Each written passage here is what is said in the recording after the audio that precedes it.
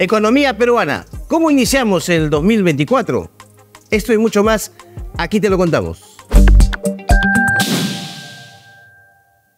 Bueno, el ministro de Economía, Alex Contreras, dijo que en el 2024 habrá una recuperación importante de la economía nacional.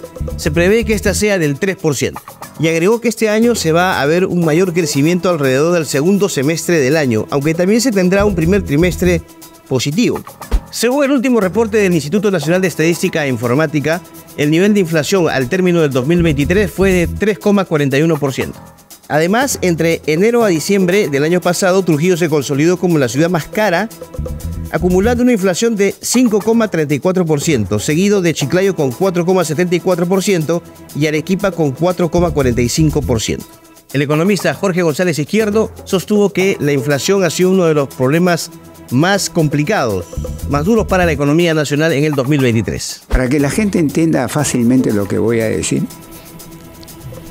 todos conocemos un triángulo, ¿no? El triángulo pues así, sí, ¿no? Así. Y el triángulo tiene 3 vértices.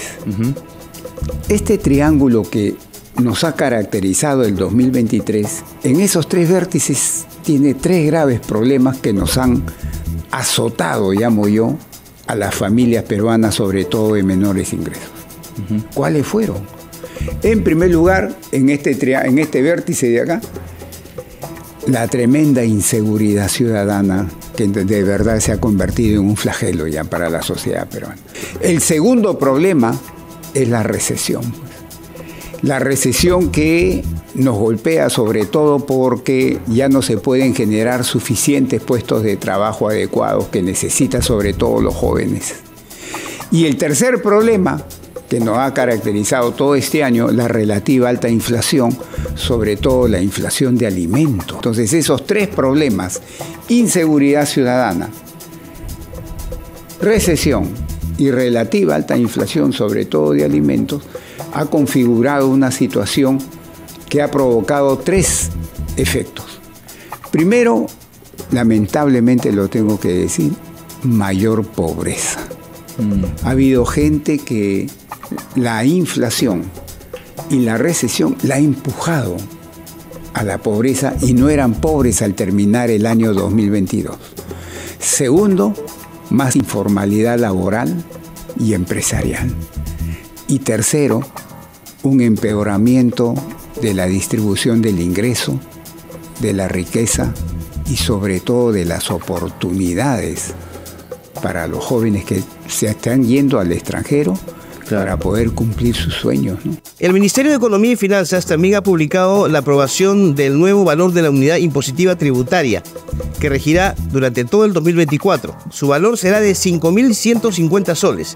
Esto corresponde a un aumento de 200 soles y que equivale a un 4,04% de su valor. Para mayor detalle y mayor claridad de ustedes, el economista Jorge González Izquierdo explica aquí en qué consiste la unidad impositiva tributaria. La UIT es una especie de ancla, ¿no? Como la ancla de un bote, de un barco, ¿no? Al cual un montón de precios, ¿no? Y de costos están asociados. Entonces, donde va el ancla, estos precios y costos que están asociados al ancla también lo siguen, pues. Si el ancla sube, los precios y los costos también suben, que están asociados al ancla. Si el ancla baja, los precios y los costos también bajan. Entonces, la UIT es esa ancla. Y todos los años lo reajustan de acuerdo a ciertos criterios. Normalmente, la inflación. Entonces, el año pasado, o sea, para este año, la subieron en un poco más de 7%. ¿Por qué? Porque la inflación fue un poco más de 8%. Claro. Y este año la han subido un poquito más de 4%. ¿Por qué? Porque la inflación se espera que este año termine en 3 puntos y pico. Entonces, te reajustan primero de acuerdo a la inflación. El experto en finanzas, Jorge Carrillo, explica también cuáles son las ventajas y desventajas de este nuevo monto de la unidad impositiva tributaria. Como principales ventajas es que los trabajadores formales, tanto dependientes como independientes, o sea, los que emiten recibos por honorarios, pero también los que están en planilla, van a pagar menos impuestos. ¿sí? Porque las vallas o los impuestos están en función de las UITs que ganas al año. Claro. Y al aumentar el valor de la UIT, pues incrementa el tope donde pagas menos impuestos, ¿no? O sea, los montos que pagan impuestos menores van a aumentar, entonces pagas menos.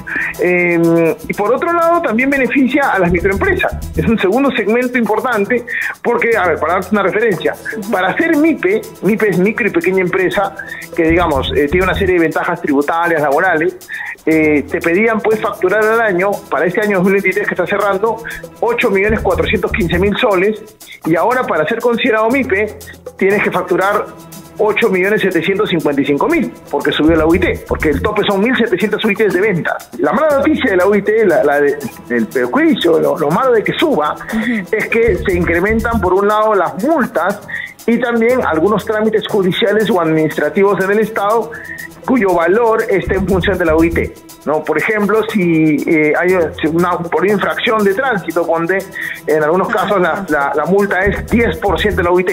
Claro. Entonces, si cometía la infracción hoy día, que todavía estamos en 2023, la multa era 495 soles, no 10% de la UIT.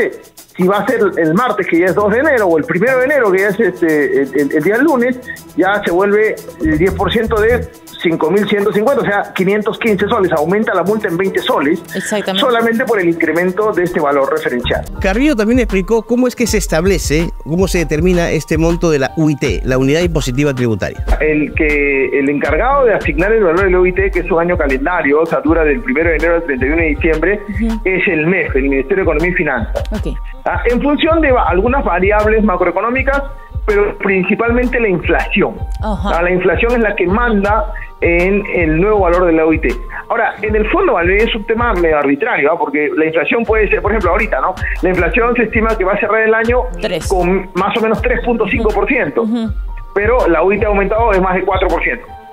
Entonces, al final, más que, o sea, no tanto es un capricho, pero digamos, es una medida arbitraria del mes, ¿no? De otro lado, con relación a la pobreza, al cierre del año 2022, esta ha afectado a más de 9 millones de personas en el Perú, según datos del Instituto Nacional de Estadística e Informática. Hablamos de un 27,5% de la población. Mónica Muñoz Nájar, especialista de la Red de Estudios para el Desarrollo, comenta aquí cuáles son las perspectivas del nivel de pobreza para el año que recién acaba de culminar, 2023. Que efectivamente todavía no tenemos los datos de pobreza del 2023, esos salen normalmente hacia abril o mayo. Sin embargo, ya distintos especialistas tienen el consenso de que lamentablemente para este año la pobreza va a ser mayor, va a aumentar la pobreza respecto a la que teníamos el 2022. ¿Sí? Entonces el 2023 sin duda debemos haber cerrado con una pobreza más alta. Lo que tenemos luego entonces es preguntarnos, bueno, ¿y eso qué significa? ¿Cómo vamos a ir con la pobreza el 2024? Pues el principal motor que baja la pobreza, señores, en nuestro país es el crecimiento económico. Así que por ahí podemos ver como una pista de más o menos que nos indique por dónde vamos a ir. Y lamentablemente el crecimiento económico en el Perú para el 2024 se espera que sea mayor que lo que cerramos el año pasado, pero lamentablemente aún bajo, alrededor de un 2%. ¿Eso qué significa? La pobreza, recordemos, antes de la pandemia llegó a 20%, señores, y ahora está alrededor de un 27-28%, dependiendo incluso el jefe de la Mesa de Concertación de Lucha contra la Pobreza dice que estaría hasta en 33%, ¿ok? Estaríamos llegando a un tercio de la población. Hemos retrocedido 13 años en combate contra la pobreza y aquí entonces lo que nos toca claramente es retomar la lucha contra la pobreza y que vuelva a caer la misma. Y el economista Jorge González Izquierdo aquí explica cuáles son las perspectivas económicas para el año 2024. El 2024, de este triángulo de problemas, de estos tres problemas, yo creo que el 2024 se va el de la inflación, desaparece, porque la inflación va a regresar a su rango normal, entre 1 y 3%, creo yo que los primeros 3-4 meses del próximo año. O sea, del triángulo, este vértice, este problema, se va. Yo creo que si el gobierno de la señora Boluarte hace un poco mejor las cosas, el otro problema de la recesión también se puede ir. Podríamos crecer entre 1 a 3% este año, el próximo año, cuando este año hemos crecido negativo, ¿no? Incluso la inseguridad también, ¿no? Está dentro de Pero el problema de la inseguridad sí yo no le veo... Está complicado. Amigos, no le veo mayor solución. La presidenta Dina Boluarte ha sido clara en manifestar que el 2024 va a ser el año de la recuperación económica. Se estima que a partir del segundo semestre del 2024 es que se notará con mayor fuerza, diremos así, esta recuperación. Ojalá que esto se cumpla porque la recesión ha afectado de manera muy fuerte a los peruanos. Y se están cerrando negocios, ¿no? Hay pérdida de empleo, el nivel de pobreza se estima ha aumentado. No hay todavía una cifra concreta, pero eso es lo que señalan los especialistas, incremento del nivel de la pobreza. Así que esperamos que el 2024 sea justamente el año de la recuperación y que las estrategias que vaya a desarrollar el gobierno sean efectivas a fin de que la población pueda también recuperarse. Hablo de los emprendedores, los negocios, que se recupere el nivel adquisitivo y también, por supuesto, los puestos de trabajo.